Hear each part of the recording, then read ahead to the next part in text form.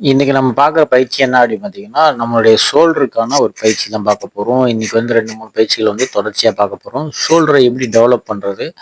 நல்ல சைஸும் கிடைக்கணும், பல்காவும் ஆகணும். அதுக்கான பயிற்சி தான் பார்க்க போறோம். இது வந்து ஷோல்டர் பிரஸ்ஸு, ப பார்பல் வச்சு நம்ம பண்ணக்கூடிய பயிற்சி. இந்த பயிற்சியில வந்து உங்க பார்பல்ல வெயிட் உங்களுக்கு தேவையான வெயிட் வந்து யூஸ் பண்ணிக்கோங்க. ஒரு ஒரு செட்டுக்கு வந்து நீங்க ஒரு 12 ரெப் வரைக்கும் பண்ணலாம். அதற்கு அப்புறமா வந்து 12 ரெப்புக்கு அடுத்து நீங்க என்ன பண்ணணும்னா, கீழ வச்சுட்டு வெயிட்ட வந்து நீங்க அதிகப்படுத்தி, மீண்டும் வந்து நம்ம அந்த பயிற்சிய செய்யணும்.